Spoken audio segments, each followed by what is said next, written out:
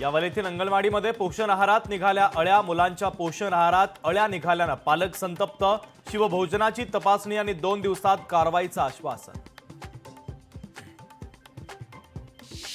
आमदार योगेश टिळेकरांच्या मामाच्या हत्येचं प्रकरण, हत्या प्रकरणाचं कनेक्शन धाराशिवपर्यंत। धाराशिवच्या कळंबमधून एका आरोपीला पोलिसांनी ठोकल्या बेड्या।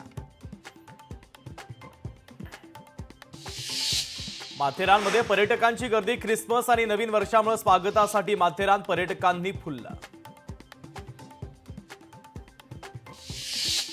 खासगी बसेसच्या अपघात आणि आगीच्या घटनेमध्ये वाढ, प्रवासी वाहतूक करणाऱ्या बसमधून अनेकदा अवैध माल वाहतूक, जादा पैसे कमवण्यासाठी बस चालकाकडून प्रवाशांचा जीव धोक्यात। सोलापुरातील विमानसेवा सुरू करण्यासाठी ठाकरे पक्षाचं अनोखं आंदोलन, ठाकरे पक्षाकडून कागदी विमान उडवत केला निषेध। मुंबईत सौर कृषी वाहिनी प्रकल्प 2.0 चा आज लोकार्पण, मुख्यमंत्री देवेंद्र फडणवीस या कार्यक्रमाला उपस्थित। शरीरावर टॅटू काढल्यामुळे नोकरीला अपात्र, टॅटूमुळे उमेदवाराला नोकरीला अपात्र ठरवणं बेकायदेशीर, मुंबई हायकोर्टाच्या नागपूर खंडपीठाचा निर्णय। वर्धा शहरामध्ये पाणी टंचाई, मुख्य जलवाहिनी फुटली तर 3 दिवसांपासून शहराचा पाणी पुरवठा ठप्प।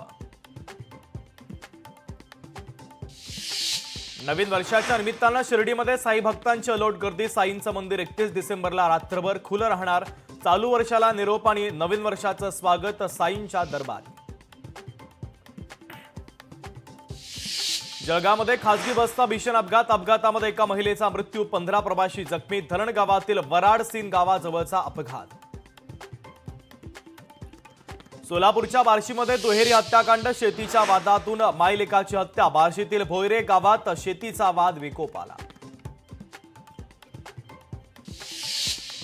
जालन्यामध्ये एसटी बसचा भीषण अपघात, जाफराबादहून चिखलीकडे जाणाऱ्या एसटीचा अपघात, अपघातामध्ये एसटीतील 15 ते 17 प्रवासी जखमी। लाडक्या बहिणींना आजपासून पैसे मिळण्यास सुरुवात होणार, डिसेंबरच्या हप्त्यासाठी 3,500 कोटी रुपयांची तरतूद, डिसेंबरचा हप्ता देण्याची प्रक्रिया आजपासून सुरू होणार।